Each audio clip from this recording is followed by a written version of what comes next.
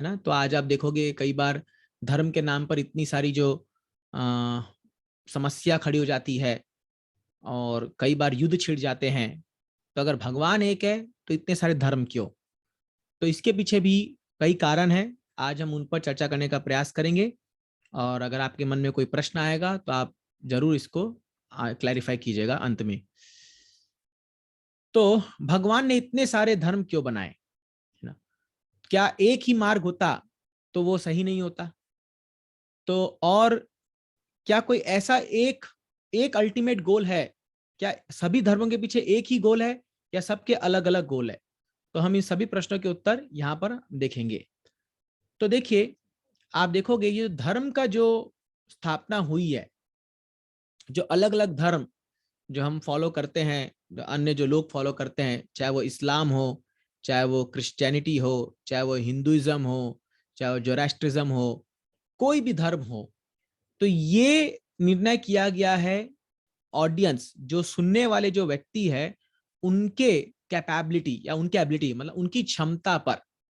तो एक्चुअली ये जो धर्म आप देखोगे, ये सब जिस प्रकार के लोग थे उसको पालन करने के लिए उन लोगों की मानसिकता को देखते हुए ऐसे धर्म बनाए गए।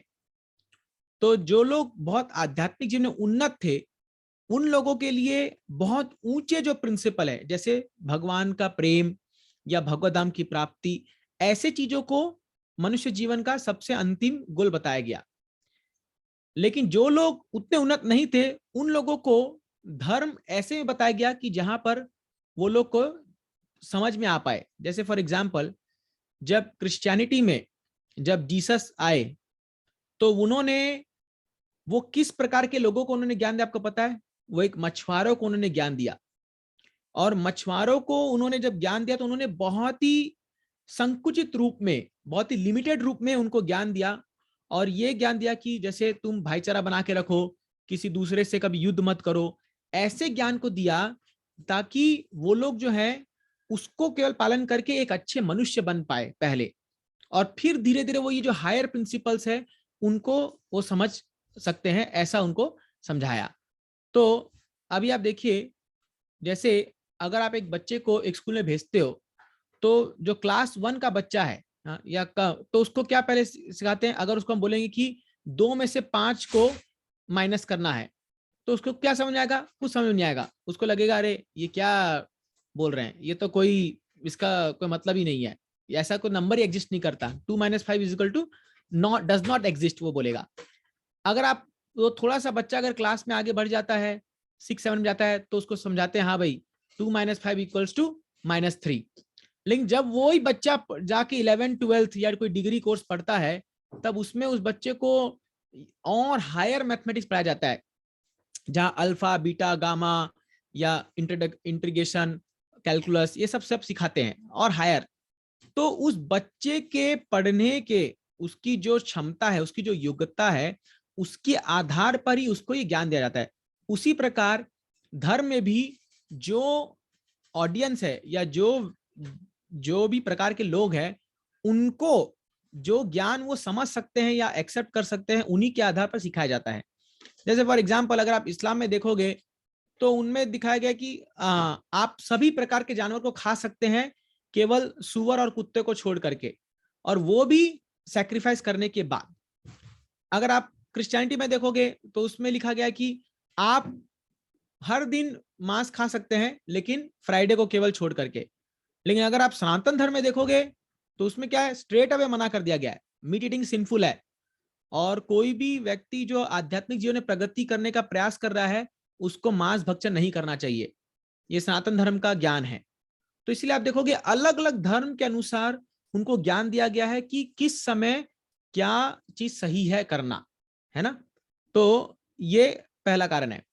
लेकिन अगर आप देखोगे सभी धर्मों का जो गोल है, सभी धर्मों का जो अल्टीमेट गोल है वो एक ही है। क्या है? भगवान एक है, भगवान से प्रेम करो। आप कोई भी धर्म में जाइए, आपको यही सिखाते हैं कि भगवान एक है और भगवान से प्रेम करो, भगवान की आज्ञाओं का पालन करो, भगवान की सेवा करो, आपको भगवत धाम जाना है, पाप मत करो। ये सारे चीजें जो हैं सभी धर्मों में समान है। चाहे आप इस्लाम पढ़िए, चाहे बाइबल पढ़िए, चाहे कुरान पढ़िए, चाहे आप भगवत गीता पढ़िए, कोई भी पढ़िए, आपको ये गोल सेम ही है, लेकिन उस गोल को अचीव करने के लिए जो पाथ दिया गया है उसमें कुछ बदलावट लाई गई है उनके जो ऑडियंस है या जो लोगों की मानसिकता को देखते हुए। लेकिन अभी क्या है, भारत में खास करके एक समस्या क्या हुई, सेकुलरिज्म के नाम पर जो है लोगों ने धर्म को ही त्याग दिया। तो अभी क्या है, इस संसार में लोगों की आदत है कि अधूरा ज्ञान प्राप्त करने के लिए, जैसे भगवत गीता में कुछ ऐसे श्लोक हैं जिनका आधे श्लोक को लोग फॉलो करते हैं, पूरा फॉलो नहीं करते, और उसकी वजह से वो लोग उसका गलत मीनिंग समझ जाते हैं।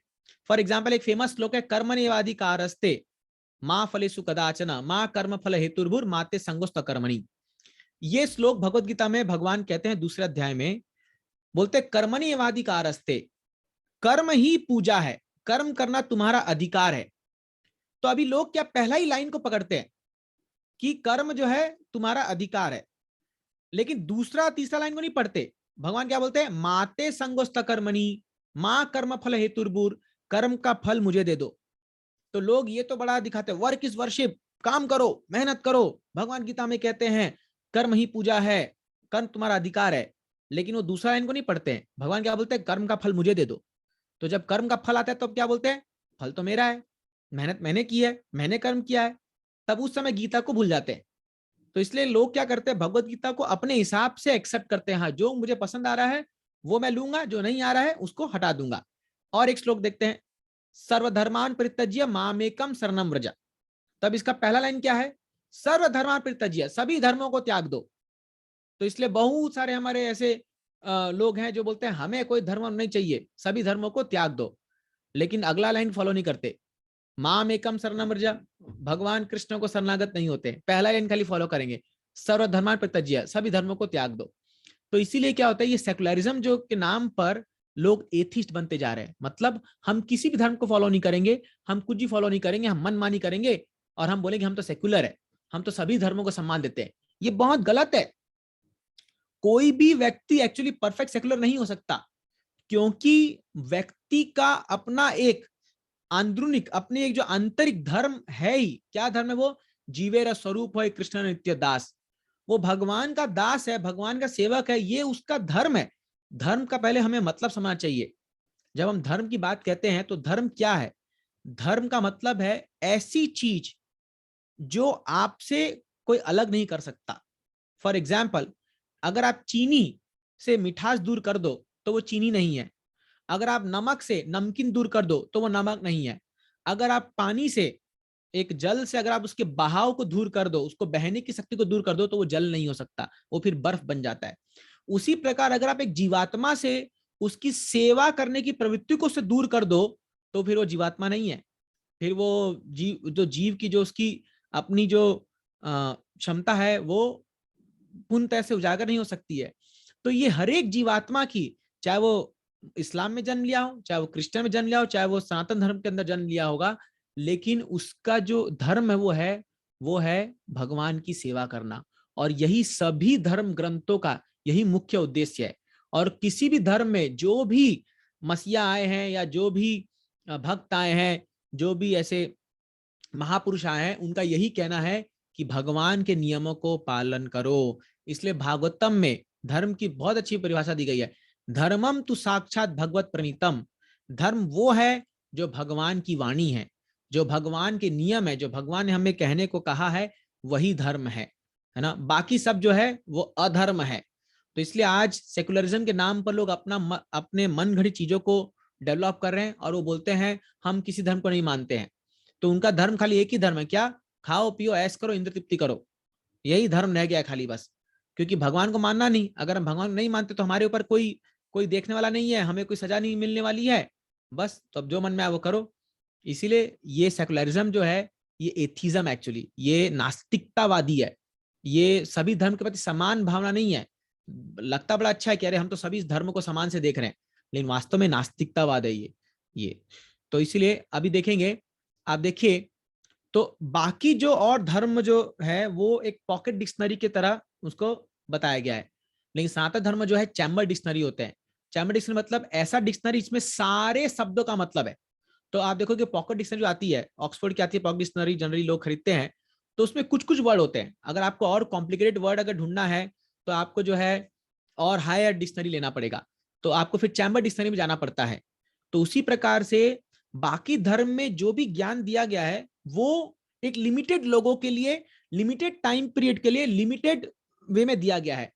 लेकिन सनातन धर्म में जो ज्ञान दिया गया है वो अल्टीमेट ज्ञान दिया गया है, उसका उसकी कोई सीमा नहीं है। और जो ज्ञान सनातन धर्म में दिया गया वो अन्य धर्मों में दिया गया है, लेकिन जो अन्य धर्मों में नहीं बताया गया वो भी सनातन धर्म में बताया गया। इसका उदाहरण क्या है? जीसस बाइबल को जीसस क्राइस्ट बाइबल में कहते हैं, there is so much to I have tell you but you can't bear it till now.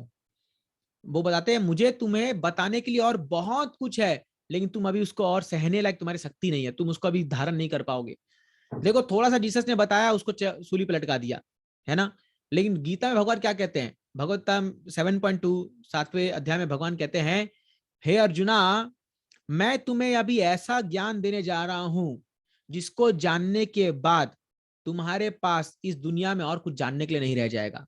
सोचिए भगवान क्या कह रहे हैं भगवता में, भगवान गीता में कहते हैं कि मैं तुम्हें ऐसा ज्ञान दे रहा हूं जो संपूर्ण है और जिसको कोई एक बार जान ले, बोथ फेनोमेनल एंड नॉमिनल, मतलब आध्यात्मिक जगत और भौतिक जगत दोनों के बारे में मैं तुम्हें ऐसा ज्ञान देने जा रहा हूं अर्जुना, जिसको जानने के बाद तुम्हें और कुछ जानने की दरकार नहीं है। इसीलिए यस्मिन विज्ञाते सर्वम विज्ञाते भवति, यदि कोई भगवान कृष्ण को जान लिया, यदि कोई भगवान कृष्ण की भगवत्ता को जान लिया, तो समझ लीजिए उसने सब कुछ जान लिया, उसका नॉलेज कंप्लीट हो गया है ना, ही इज फुल नॉलेजेबल।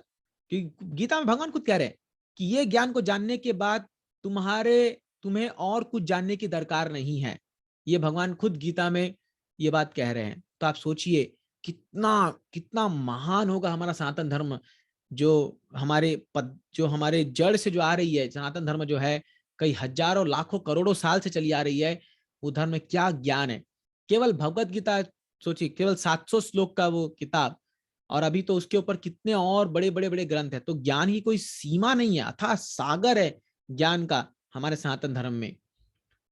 अभी देखिए यहाँ पर आप एक स्लाइड में देख पा रहे हैं कि सभी जो धर्म आज हम देखते हैं वो किसी ना किसी समय काल में स्टार्ट हुआ है। जैसे इस्लाम 1300 साल पहले स्टार्ट हुआ, क्रिश्चियनिटी 2000 साल पहले स्टार्ट हुआ, बुद्धिज्म 2500 साल, भगवत गीता 5000 साल पहले कहा गया था।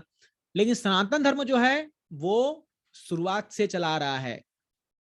सबसे बिगनिंग तेने ब्रह्म हृदय आदि कवये, ब्रह्मा जी को आदि कवि कहा गया है। और भगवान ने सबसे पहले ज्ञान ब्रह्मा जी के हृदय में प्रकाशित किया था। कब? जब ब्रह्मा जी सबसे पहले जब वो तपस्या करके उठे थे और उनको भगवान ने आदेश दिया था कि तुम जो है इस सृष्टि की रचना करो। तो तेने आदि कवि इसलिए ब्रह्मा जी को कहा जाता है क्योंकि सबसे पहला ज्ञान उनको दिया गया था। और फिर उनसे परंपरा में ये ज्ञान जो है नीचे आते आते डिसेंड होते होते जो है आज हम तक ये ज्ञान पहुंच रहा है। इसलिए सनातन का मतलब क्या है? इटर्नल। सनातन मतलब जिसका कोई आदि कोई अंत नहीं है। तो ये इटर्नल धर्म है, ये शाश्वत धर्म है। सनातन धर्म जो हमारा बिगनिंग शुरू से चला आ रहा है, इसका कोई स्टार्टिंग का सीमा नहीं है ना। तो यही समझ के हमें समझना चाहिए कि सनातन धर्म ओल्डेस्ट रिलीजन है। एक्चुअली ये था भी।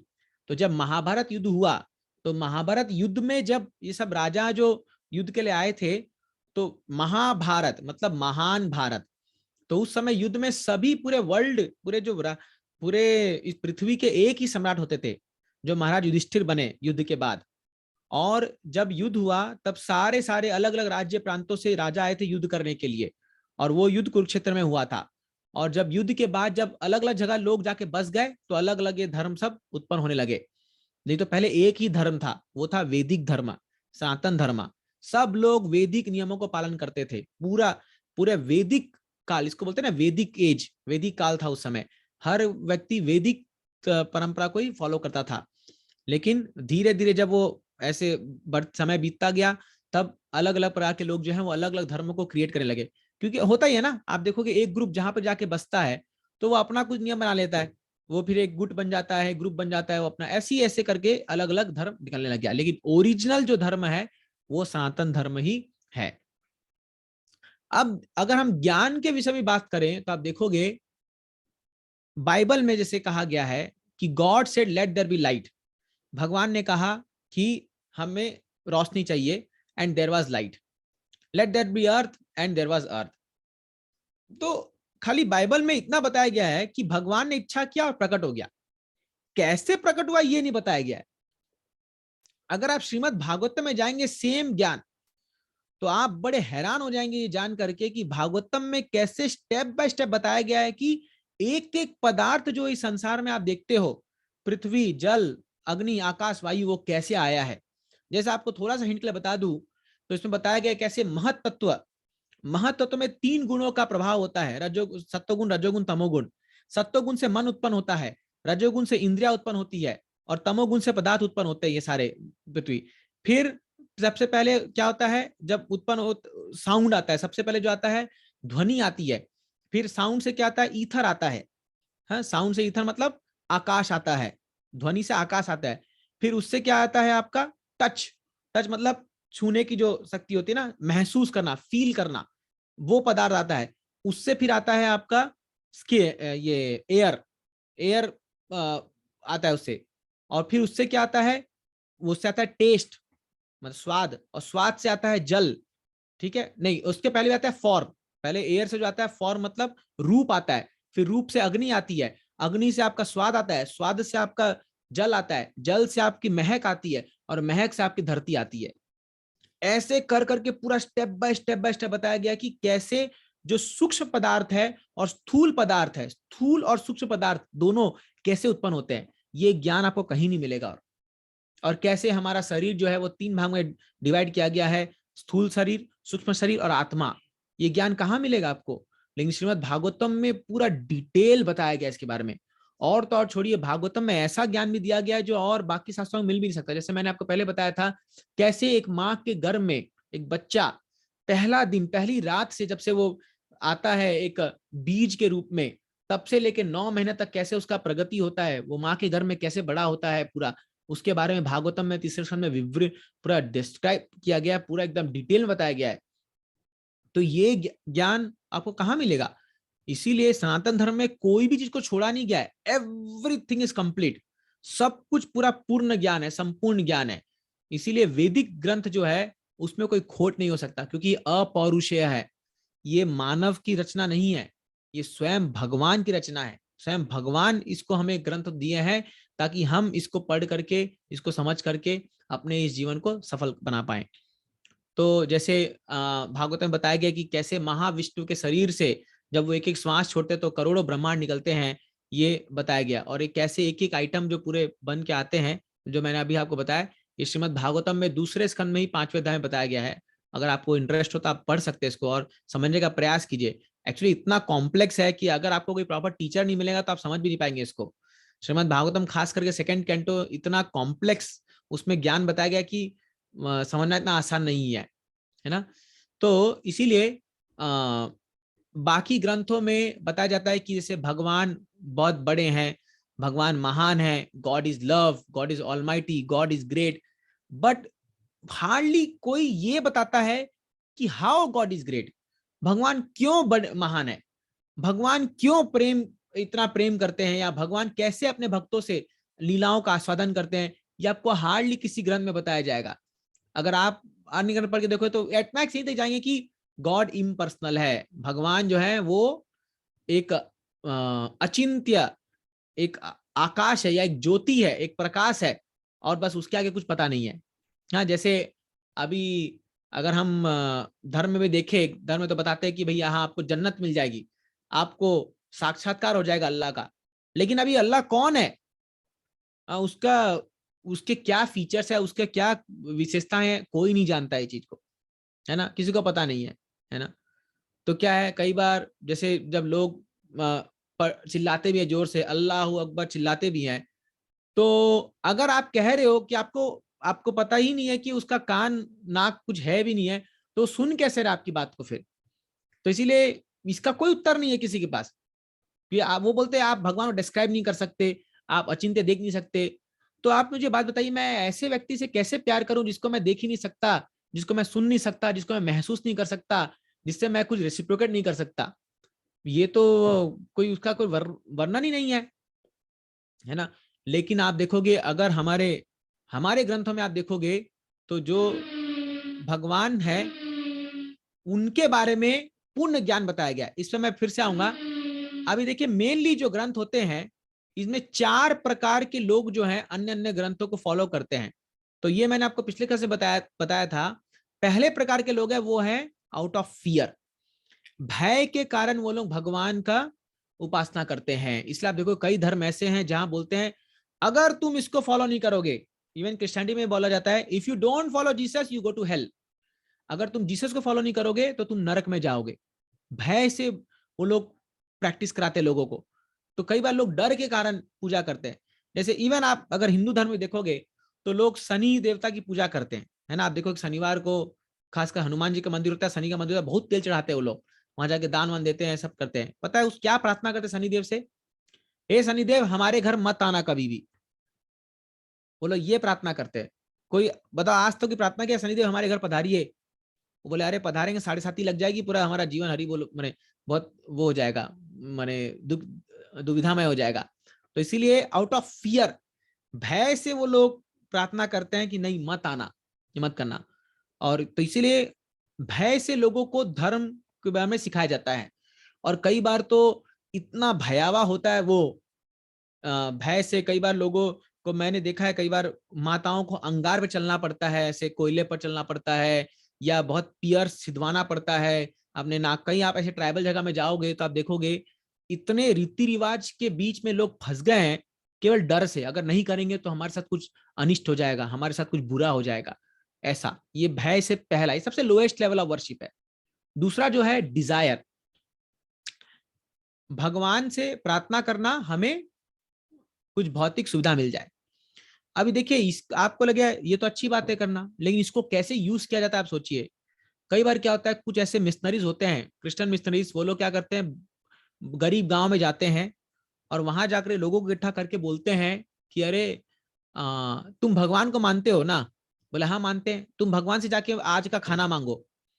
तो वो लोग जाते प्रार्थना करते अपने मंदिर में, जो लोकल स्थानीय मंदिर होगा वहां जाके प्रार्थना करते भगवान हमें खाना दे दीजिए, हमें भूख लगी है। तो वो फिर वो लोग बाहर आते बोलते खाना तुमको मिला? तो बोलते नहीं मिला। फिर बोलते हमसे मांगो।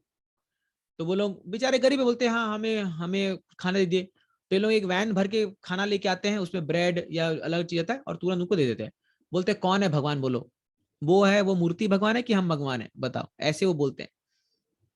तो इन मूर्खों को ये नहीं पता कि जो तुम ब्रेड अपने वैन में भर के लाए वो कहां से लाए हो तुम, वो भी तो जमीन से उगा ना। और वो जमीन किसकी है? वो भगवान की है ना, भगवान ने उपज की तभी तो वहां से उगा है वो। तो ऐसे लोग लोगों को बहकावे में लाते हैं। इसलिए कभी भी जब भौतिक इच्छा रख करके अगर हम लोग भगवान के पास जाते हैं तो मोस्ट लाइकली है कि हम भ्रम में पड़ जाएंगे, है ना। जैसे आप अगर लोकल ट्रेन में जब सफर करते हो तो वहां पर देखोगे एक पोस्टर लिखा रहता है काले जादू वाला बाबा, ऐसा। हाँ किसी का अगर मैरिज ब्रोक हो गया है, हाँ अगर किसी को घर में तनाव है, झगड़ा करना है, डिवोर्स लेना है तो संपर्क करे, रिजल्ट 2 दिन में आपको मिल दिखाएगा, ऐसा लिख के एड्रेस करते हैं। तो जो लोग, और इसलिए कई लोग जो ये सब इच्छा के रूप में जाते हैं तो वो लोग कई बार ये जादू टोना तांत्रिक इसके में फंस जाते हैं और बड़ा उनका दुर्गति हो जाती है उनके साथ, क्योंकि वो लोग समझ में नहीं आता कि अब करे क्या, फंस जाते जा करके वो लोग। और इसमें कई बार लोगों की जान तक चली जाती है, क्योंकि ये बहुत ही खतरनाक चीज है। इसीलिए क्या है, डिजायर से जो लोग वर्शिप करते हैं भगवान को, वो लोग वो भी प्योर वर्शिप नहीं है, क्योंकि उसके पीछे आपका कोई मोटिवेशन है, उसके पीछे आपका कोई हित है। तीसरा जो प्रकार का वर्शिप जब लोग करते हैं, उपासना करते हैं, वो है ड्यूटी, भगवान के प्रति जो है अब एक सम्मान रखना, क्योंकि भगवान ने हमारे लिए इतना कुछ किया है, आउट ऑफ ग्रैटिट्यूड। ऐसे लोग मोस्टली प्रकृति को बहुत मानते हैं और प्रकृति के दिए हुए बहुत सारे गिफ्ट जैसे जल, वायु और जो भी हमें खाद्य पदार्थ मिल रहा है उसके प्रति कृतज्ञता प्रस्तुत करने के लिए वो लोग भगवान को उपासना करते हैं। तो ये लोग जनरली आप देखोगे जैसे अभी सावन का महीना है तो भंडारा देंगे, है ना, गरीबों को खाना खिलाते हैं, या ये लोग जो है कहीं जगह प्याऊ लगवा देंगे गर्मी में। ऐसे अपना एक सेंस ऑफ क्या बोलते हैं रेस्पॉन्सिबिलिटी टुवर्ड्स सोसाइटी या भगवान के प्रति अपनी कृतज्ञता व्यक्त करने के लिए ये लोग भगवान की उपासना करते हैं। मंदिर में बड़ा बड़ा दान देते हैं, साउंड सिस्टम लगवा देते हैं, घंटा लगवा देते हैं, दान देते हैं, ऐसा करते हैं। लेकिन ये भी हाईएस्ट वर्शिप नहीं है। हाँ, क्योंकि इसमें क्या है, इसमें हम भगवान से संबंध स्थापना नहीं कर रहे। हाँ ठीक है, तुमने हमारे लिए ऐसा किया, हमने तुम्हारे लिए ऐसा कर दिया। जैसे आजकल स्कूलों में होता है, आजकल एक शिक्षक क्या होता है, शिक्षक को अपनी सैलरी मिलती है और बच्चा जाता है वो पेमेंट करता है। तो बच्चा क्या सोचता है कि मैं तो पेमेंट कर रहा हूं ना टीचर को, तो जो गुरु और शिष्य का जो रिलेशन है वो पेमेंट पर आ गया है, जैसे ड्यूटी। तो शिक्षक सोचता है मेरा ड्यूटी है कोर्स कंप्लीट करना, बच्चा सोचता है मेरा ड्यूटी है खाली एग्जाम में मार्क लाना, बस यहीं तक हमारा रिलेशन है। उसके बाद शिक्षक अलग, ये शिष्य अलग, कोई रिलेशन नहीं है, ये एक ड्यूटी खाली रहता है। इसलिए ये भी हाईएस्ट फॉर्म ऑफ वर्शिप नहीं है। But highest form of worship जो है वो है आउट ऑफ लव, प्रेम। प्रेम से जब जो वर्शिप किया जाता है वो होता है हाईएस्ट फॉर्म ऑफ वर्शिप। इसीलिए श्री चैतन्य महाप्रभु ने कहा है, रम्या काचित उपासना व्रजवधु वर्गेन या कल्पिता। इस संसार में जो भक्ति गोपियों ने करके दिखाया है कृष्ण के लिए, ऐसा और कोई कर नहीं सकता। हाँ, इस उपलक्ष्य में आपको एक लीला बताना चाहूंगा। एक बार भगवान कृष्ण के सिर पे थोड़ा दर्द हो गया, हेडेक हो गया, तो वो तो सिर पकड़े बैठे हुए थे। तो नारद मुनि आए और नारद मुनि ने कहा कि भगवान क्या हो गया आपको? तो भगवान ने कहा कि मेरे को सिर दर्द हो रहा है, हेडेक हो रहा है मेरे को जोर से। तो नारद ने कहा इसका क्या उपाय है? तो बोले इसका एक ही उपाय है, यदि कोई मेरे शुद्ध भक्त के चरण कमलों का रज, चरण कमलों की धूली मेरे सिर पे कोई लाके लगा दे तो मेरा ये हेडेक दूर हो जाएगा, मेरा सिर दर्द दूर हो जाएगा। नारद ने कहा ये तो बहुत आसान है, मैं अभी लाता हूँ ढूंढ के, आपके तो इतने सारे भक्त है इस संसार में, मैं जाता हूँ। तो नारद मुनि पहले योगियों के पास गए, योग लोग ध्यान करके भगवान को स्मरण कर रहे हैं और अपने हृदय में परमात्मा का स्वरूप को ध्यान कर रहे हैं। तो नारद ने कहा अरे तुम जिसको स्वरूप, तुम जिनको ध्यान कर रहे हो उसके सिर में दर्द है। तो बोले इसका क्या इलाज, इसका क्या उपाय है? तो बोले तुम्हारे चरण कमलों का रज चाहिए, वो जाके मैं लगाऊंगा भगवान को तो भगवान सिर दर्द ठीक हो जाएगा। तो योगियों ने कहा क्या बात करो नारद मुनि, पागल हो गए हो क्या? अगर हम तुम्हें अपना चरण रज देंगे तो हमें 100 जन्म के लिए नरक जाना पड़ेगा, भगवान के सिर पे क्या हम अपना चरण कमल रज लगाएंगे? हम नहीं दे सकते। नारद मुनि बोले, हैरान हो गए, आगे चले गए। ऐसा करते नारद मुनि हर एक भक्तों के पास गए और हर एक स्थान गए, ढूंढते, पूरा भ्रमण कर लिया, ढूंढते ढूंढते वृंदावन पहुंच गए। और वृंदावन में जो है गोपियां थी, गोपियां बोले नारद मुनि कैसे आना हुआ? बोले अरे क्या बताऊं, कृष्ण के सिर में जो है बहुत दर्द हो रहा है। तो बोले क्या बात कर रहे हो, दर्द हो रहा है? तो अभी क्या करना चाहिए, इसका क्या उपाय है, क्या इलाज है? तो बोले तुम्हारे चरण कमलों का रज चाहिए। तो तुरंत सारी गोपियां जो है वो आ करके अपना पांव जो है वृंदावन के रेती में डाल करके झाड़ करके एक पोटली में उनको बना के दे देती है रज। तो नारद मुनि बड़े हैरान रहते, बोलते अरे ये तो बहुत इंस्टेंटेनियस, बहुत तुरंत इनका रिएक्शन आया। तो फिर नारद मुनि पूछते हैं एक मिनट, तुमको पता है कि अगर ये चरण रज मैं भगवान के सिर पर लगाऊंगा तुम्हें कई जन्मों के लिए नरक जाना पड़ेगा? तो गोपियां बोलती है हे नारद मुनि, हमें चाहे 1000 लाख करोड़ जन्म के लिए भी नरक जाना पड़े कोई परवाह नहीं है, लेकिन अगर हमारे चरण ये रज लगने से, चरण कमल के रज लगने से भगवान के सिर दर्द में आराम होता है तो हम करोड़ों जन्म नरक जाने के लिए तैयार हैं। ये है प्रेम, ये है भक्ति। तो प्रेम में जब जो उपासना होती है उसमें कोई कंडीशन नहीं होती है कि अगर मुझे ये मिलेगा तो मैं ये दूंगा, ऐसा कोई कंडीशन नहीं होता है ना। जैसे ध्रुव महाराज के मन में बड़ा ये आक्रोश था कि मैं मेरे प्रपितामह ब्रह्मा जी से भी बड़ा राज्य प्राप्त करके दिखाऊंगा।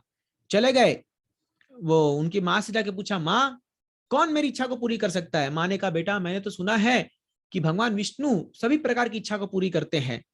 तो ध्रुव महाराज बोले ठीक है, कहाँ मिलेंगे विष्णु?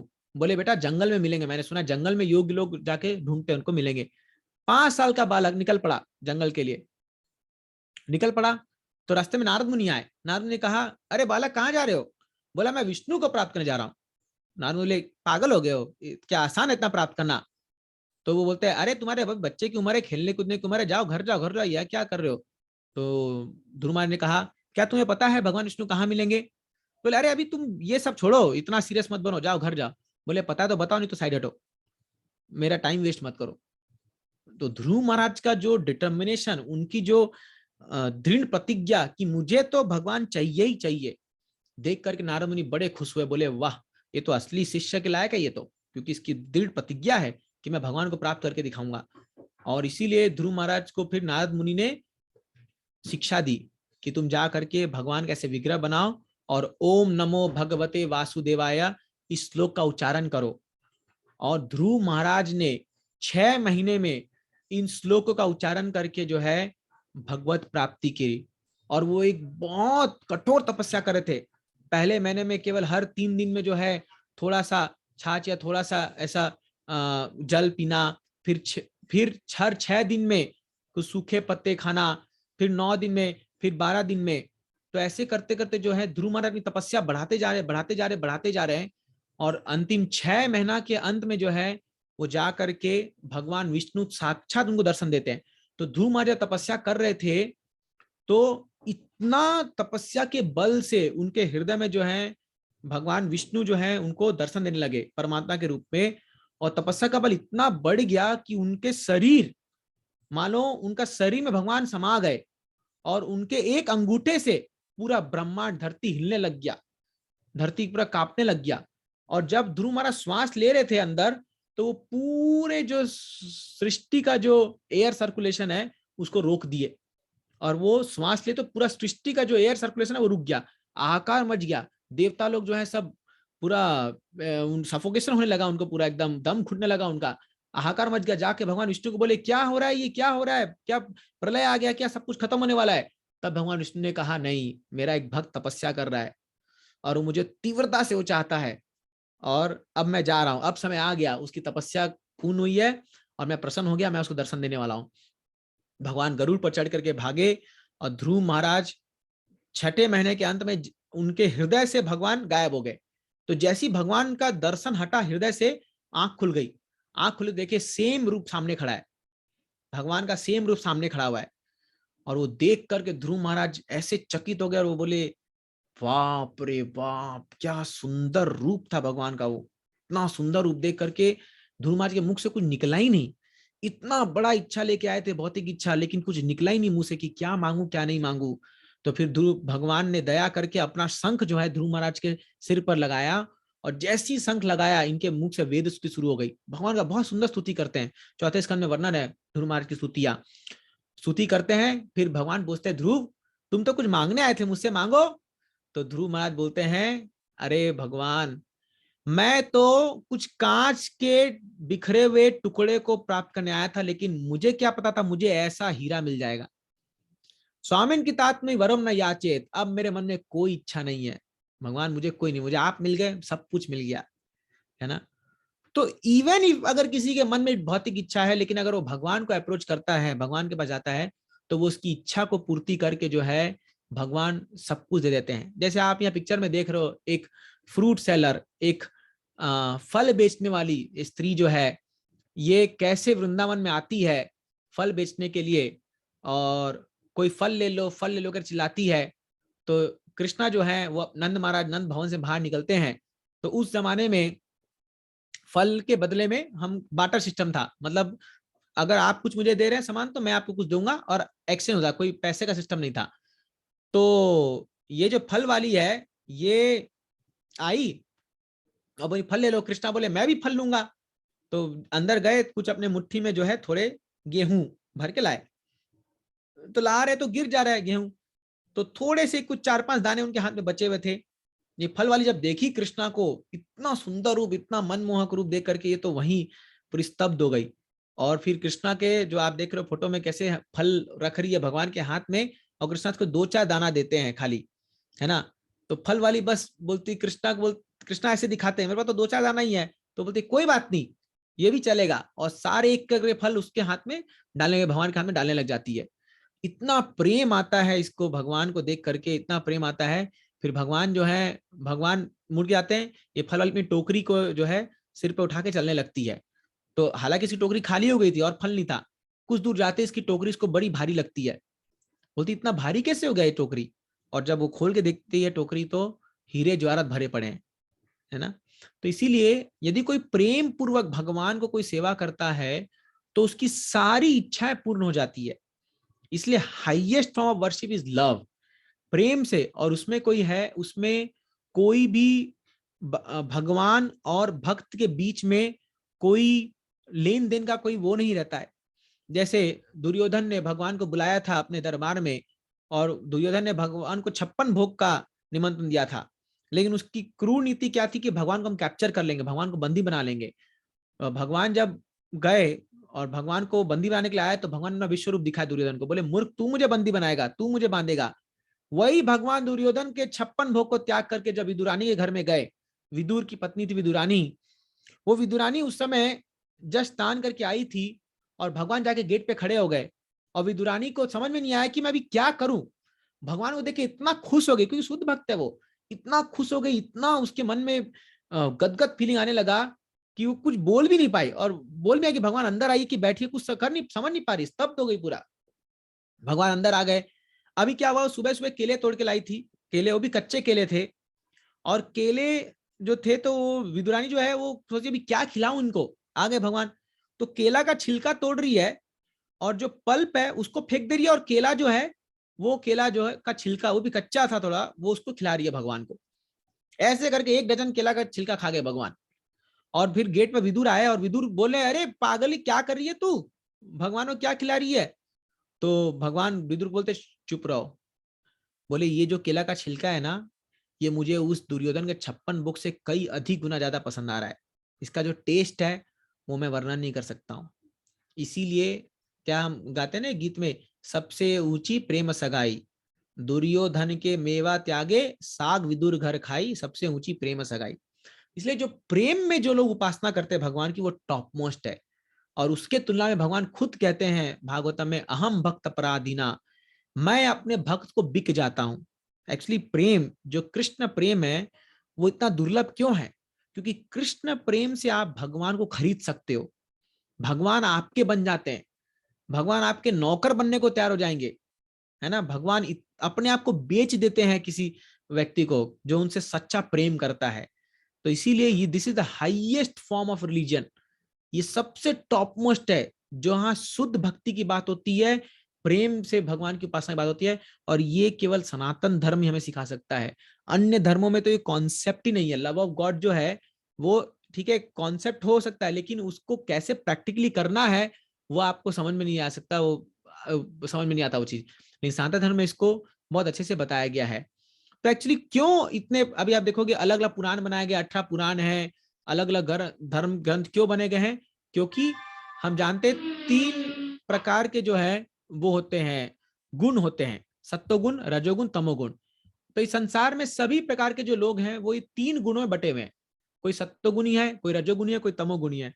तो इसलिए गुणों के आधार पर भी ग्रंथों को बांटा गया है। तो जिस गुण में जो व्यक्ति है उसके लिए वैसा ग्रंथ दिया गया है, ताकि वो वैसे उपासना कर सके। जैसे फॉर एग्जाम्पल अगर आप देखोगे तो जो तमोगुण के जो लोग हैं वो लोग जनरली जो है ऐसे देवताओं की उपासना करते हैं जहां पर मांस मदिरा वो लोग चढ़ाते हैं। लेकिन आपको बता दूं, कभी भी जैसे भगवान शिव जो है, तो लोग क्या बोलते हैं कि भगवान शिव भांग खाते हैं तो हम भी भांग खाएंगे, है ना।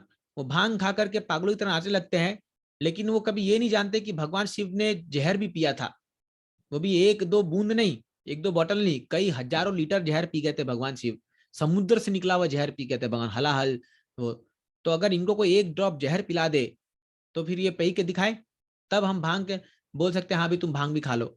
तो वास्तव में भगवान शिव को जो ये लोग ये सब चढ़ाते हैं, ये भगवान नहीं लेते हैं, वो अपने ये पार्षदों को, भगवान के साथ कौन घूमता है, शिव जी के साथ भूत पिशाच प्रेत ये लोग घूमते हैं, इन लोगों को ये सब दे देते हैं वो। वैसी काली मैया का आप देख लो, काली को लोग जो है आजकल तो सीधा काली प्रसाद बोल करके मांस को चढ़ा देते हैं, डायरेक्ट बोलते हैं कि तो काली का प्रसाद है। लेकिन काली जी कभी भी ये इसका भक्षण नहीं करती है, आपको बता दूं ये बात। इस विषय में एक बहुत सुंदर कथा आती है जड़ भरत की, 5वें स्कंद श्रीमद् भागवतम में, जहां पर जड़ भरत भगवान के शुद्ध भक्त थे। तो कुछ डेकॉइट्स, कुछ डकैत लोग जो हैं वो इस जड़ भरत को माँ काली को बलि देने के लिए लेके आए थे। तो जैसे ही लोग बलि देने जा रहे थे, माँ काली का जो मूर्ति था उसमें से फट करके माँ निकली, और उसी खड़ग से जो है इन सभी जो ये डकैत लोग थे इनका सिर को काट दी। उसी से बोले तुम मूर्ख लोग, तुम इसको, ये भगवान का शुद्ध भक्त है, इसको तुम मारने चले हो, इसका बलि चढ़ाओगे। तो ये सब तमोगुण के लोग ये सब उपासना करते हैं, जो काला जादू और ये सब चीजें जो है जिसमें घोर तपस्या इन्वॉल्व होती है, और ये सब अपवित्र चीजों को यूज करके जो उपासना करते हैं, ये तमोगुण के लोग होते हैं।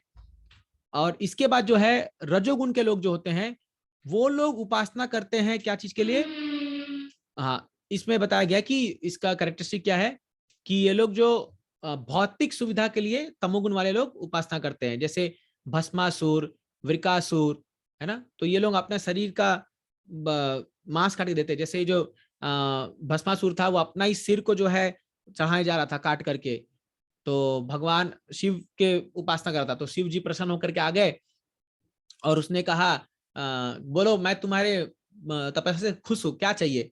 तो बोले मैं जिस किसी का भी सिर को छू तो वो भस्म हो जाए। तो तथास्तु बोल दिया शिव जी ने। अभी बोल तो दिया तथास्तु, ये बोला अब पहले मैं आप पर ही ट्राई करूंगा। तो शिव जी के पीछे भागने लगा ये, शिव जी अभी दौड़ रहे हैं, ये उनके पीछे भाग रहा है भस्मासुर।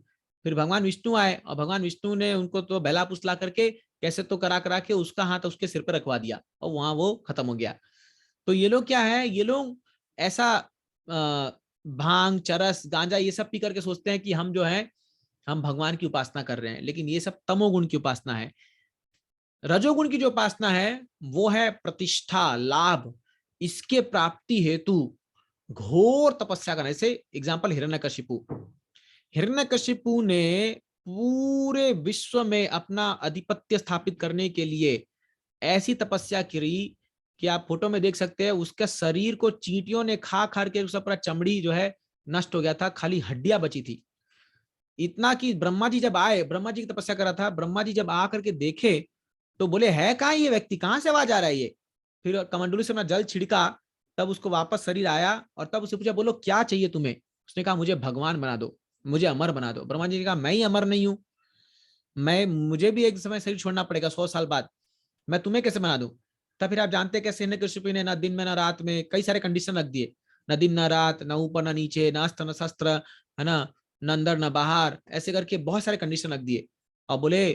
तो ब्रह्मा जी ने कह दिया तथास्तु, ब्रह्मा जी ने कह दिया, लेकिन हिरण्यकशिपु जो है वो सोचा मैं तो अमर हूं, ऐसा तो कोई व्यक्ति हो ही नहीं सकता। सेम रावण का भी यही था। रावण को जब ब्रह्मा जी वर दे रहे थे तब उसने कहा कि कोई भी प्राणी मुझे मार ना पाए एक्सेप्ट ह्यूमन बींग्स। उसने कह दिया कि मनुष्य ये मुझे क्या मारेंगे, ये तो मेरे मेरे सामने कुछ है ही नहीं, और वही उसके मृत्यु का कारण बना। वैसे ही हिरण्यकशिपु भी सारे कंडीशन रख दिए, लेकिन वो जानते नहीं भगवान तो सभी कंडीशन को फुलफिल करके नरसिंहदेव के रूप में उसका वध किए। तो ये इतनी तपस्या लोग करते हैं क्यों, रज्जोगुण के प्रभाव में। और वो प्रतिष्ठा, कभी आप देखते हो कोई लोग दूसरों से बदला लेने के लिए कितना मेहनत करते हैं, कितना अपना जो है सर्वस्व लगा देते हैं दूसरों से बदला लेने के लिए, तपस्या करते हैं केवल रिवेंज लेने के लिए। तो ये है सब रजोगुण की उपासना, ये व्यक्ति को सुख शांति प्रदान नहीं करती है ना। तो इसमें देखोगे, और जो सबसे हाईएस्ट फॉर्म वर्शिप जो रहता है वो रहता है मोड ऑफ गुडनेस, सत्व गुण में उपासना करना। तो इसमें जनरली शास्त्र जो सत्व गुण में उपासना के लिए हमें रेकमेंड करते हैं वो होते हैं भगवान विष्णु, राम, कृष्णा, इनकी उपासना करना। और ये उपासना बहुत ही सरल है, केवल एक तुलसी तुलसी पत्ता दे करके भगवान को थोड़ा सा जल, थोड़ा सा तुलसी पत्ता, थोड़ा सा फ्लावर, थोड़ा सा फ्रूट, इसे आप भगवान को खुश कर सकते हो। एक तुलसी पत्ता से आप खुश कर सकते हो भगवान को, सोचिए इतना सिंपल है ये। लेकिन इसमें एक ही चीज सबसे इंपॉर्टेंट क्या है, वो है भक्ति। भक्ति, इसलिए भगवान गीता में क्या कहते हैं, पत्रम पुष्पम फलम तोयम यो मे भक्ता प्रजति तदहम अस्नामि प्रयतात्मना। कि कोई भी व्यक्ति यदि मुझे कोई थोड़ा सा पत्रम, कोई पत्ता, पुष्पम कोई फूल, फलम थोड़ा सा फल, अरे कुछ नहीं मिला तो तोयम थोड़ा जल दे दो, लेकिन भक्ति से अगर चढ़ाओगे तो मैं जो है उसको ग्रहण करता हूं। ऐसे कई उदाहरण है, जैसे हनुमान जी का उदाहरण आता है रामायण से बहुत सुंदर, कि एक बार हनुमान जी माँ सीता को सिंदूर लगाते हुए देख रहे थे, और हनुमान जी ने पूछा माँ से कि माँ क्या कर रही हो। उसने कहा मैं सिंदूर लगा रही हूँ। बोले सिंदूर से क्या होगा, बोले प्रभु रामचंद्र बहुत खुश होते हैं। बोले क्या, छोटा सा लाइन लगा रहे सिंदूर का, उससे बहुत खुश हो जाएंगे देख करके। तो ये हनुमान जी कहीं दुकान गए होंगे, वहां से सिंदूर का पूरा बोरा खरीद लिया और उसको अपने पर डाल दिया, और डाल करके दरबार में सबके सामने नाचने लगे, कूदने लगे। तो भगवान राम बहुत हंसे, सब लोग हंस रहे, आनंद ले रहे। तो भगवान राम कह रहे ये क्यों किया हनुमान। बोले भगवान जब आप माँ सीता के सिर पर थोड़ा एक सिंदूर का लाइन देकर कितना खुश हो सकते हो, तो मैंने सोचा अगर मेरे पूरे शरीर में आप सिंदूर देखो तो कितना खुश होगे। तो भगवान बहुत प्रसन्न हुए, है ना। तो आपको ये भी बहुत सुंदर कथा पता ही होगी कि जब दरबार में भगवान राम ने हनुमान जी को एक माला दी थी, एक्चुअली एक पर्ल, एक मोतियों की माला दी थी। तो वो सब मोतियों को देख देख के हनुमान जी उसको फेंक रहे थे। तो भगवान राम ने कहा कि क्या कर रहे हो? बोले इसमें मुझे आप दोनों का दर्शन नहीं हो रहा, सीताराम का दर्शन नहीं, इसमें नहीं दिख रहा मेरे को, तो ये मेरे लिए कोई काम का नहीं है। तो किसी ने बोल दिया अच्छा, तो जो भी ऐसी वस्तु जिसमें सीताराम नहीं है तो तुम क्या उसको फेंक दोगे? बोले हाँ मैं त्याग दूंगा उसको। बोले तुम्हारे शरीर में है सीताराम, क्या दर्शन हो रहा है? बोले हाँ है, दिखाओ। तब हनुमान जी इतना सीना फाड़ के दिखाया था और सबको वहां पर राम दरबार का दर्शन हुआ था, है ना, हनुमान जी ने दिखाया था। तो क्या है, एक्चुअली जो सत्वगुण की जो उपासना है, प्रेम का जो इंग्रेडिएंट है वो इतना स्ट्रांग होता है, इसमें इतना पावरफुल होता है कि बाकी चीजें जो है वो फीकी पड़ जाती है। भगवान को उससे कोई लेना देना नहीं है, इसलिए भगवान प्रेम से ज्यादा पूजे जाते हैं, है ना, वस्तुओं से नहीं। ये मत सोचिए कि हम भगवान को अपने बड़े बड़े आडंबर या उससे हम खुश कर पाएंगे, नहीं। जब तक उसमें प्रेम इन्वॉल्व नहीं है, लव इन्वॉल्व नहीं है, भगवान जो है उस चीज को स्वीकार नहीं करते हैं। इसलिए जो सत्वगुण के जो उपासक होते हैं उनकी क्या स्थिति होती है, वो लोग भगवान को जो है, भगवान के संबंध में सुनना, गाना, भगवान के नाम जप करना, उनके बारे में पढ़ना, अपने हृदय को भगवान के चरणों में लगाना, प्रेम से जो है भगवान को पुकारना, ये ज्यादा प्रैक्टिस करते हैं, है ना। आप बड़ा बड़ा आडंबर कर लो, बड़ा बड़ा यज्ञ कर लो, करोड़ों लोगों को खिला दो खाना, लेकिन भगवान उससे शायद खुश नहीं हो सकते हैं। लेकिन एक भक्त, एक शुद्ध भक्त भगवान को नाम से एक एक बार उनको एक नाम पुकार दे, भगवान का राम कृष्ण हरि पुकार दे एक बार, तो भगवान उससे खुश हो जाते हैं, भगवान उससे बहुत प्रसन्न हो जाते हैं, क्योंकि वो शुद्धता से पुकारा, हृदय से पुकार रहा है। तो इसीलिए ये सत्वगुण की जो उपासना है, ये सबसे सस्ती भी है और टॉप मोस्ट भी है और सबसे ज्यादा फायदा देने वाली भी है ये, है ना। यस। तो इसीलिए ऐसे देखिए भगवान कृष्ण के जो ग्वाल बाल सखा, ये लोग क्या किए थे? जब सुखदेव गोस्वामी परीक्षित महाराज को बता रहे थे ये लीला, कैसे ग्वाल बाल जो है भगवान इन लोगों को अपने कंधे पर बैठा करके झूला बना बना के खिलाते थे, कभी भगवान का चरण दबाते थे, भगवान का जूता तक खा ले देते थे। कई बार भगवान क्या है, अगर मान लो सभी मधुमंगल सुबला सभी सखाए भगवान के इर्द गिर्द बैठते थे, तो अपना अपना टिफिन जब खोलते थे लंच टाइम में, तो भगवान क्या करते थे, जो एक लड्डू लाए और उसे मधुमंगला मुंह में डाले और फिर उसका मुंह को भर के देते, उसका गाल फूल जाता था, उसको एक ऐसे मारते थे और उसका जो झूठा लड्डू निकलता था और भगवान उसको डायरेक्ट मुंह में ले खाते थे।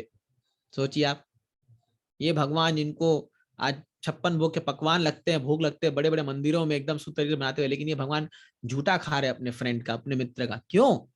प्रेम का संबंध है, प्रेम का संबंध है।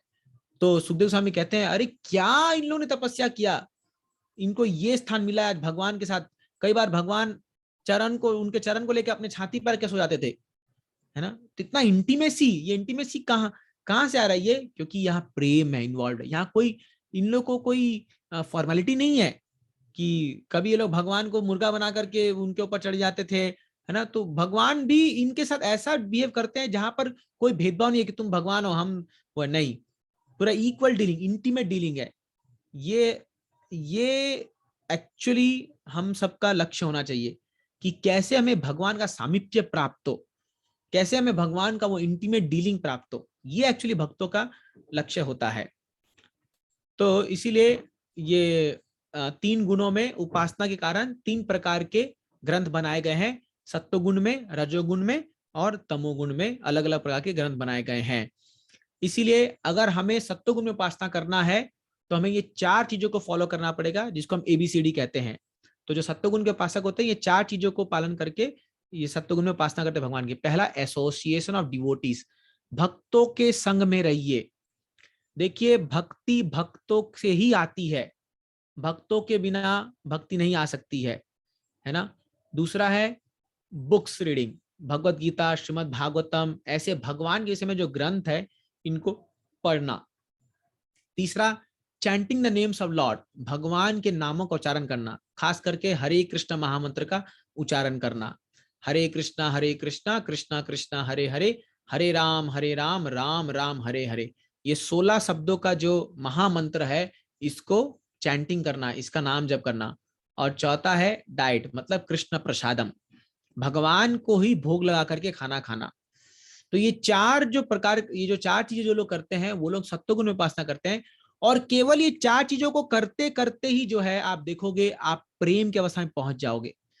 तो जो मैं बता रहा था कि भय से, फिर डिजायर मतलब इच्छा से, फिर ड्यूटी मतलब कर्तव्य से, और फिर लव प्रेम से, ये 4 प्रकार के लोग जो है अलग अलग तरह से उपासना करते हैं।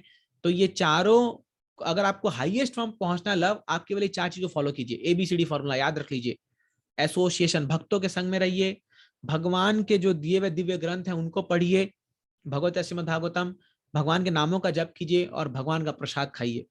आप देखिए ऑटोमेटिक जो है आप भक्ति के चरम सीमा तक पहुंच सकते हो। यही तो इस्कॉन जो है आज हमें यही सिखा रहा है। केवल प्रभुपाद जी ने, शिला प्रभुपाद जी ने इस्कॉन की स्थापना की है यही 4 चीज लोगों को देने के लिए, कि भक्तों के संग में आइए, प्रभुपाद जी ने किताब लिखी उसको पढ़िए, हरिनाम का जप कीजिए और प्रसाद खाइए। कोई ये 4 चीज करेगा वो धीरे धीरे प्रेम की अवस्था तक पहुंच जाएगा, है ना। तो इसीलिए जो है ये सनातन धर्म इतना सिंपल प्रोसेस हमें दे रहा है और सबसे टॉप मोस्ट बेनिफिट हमें दे रहा है।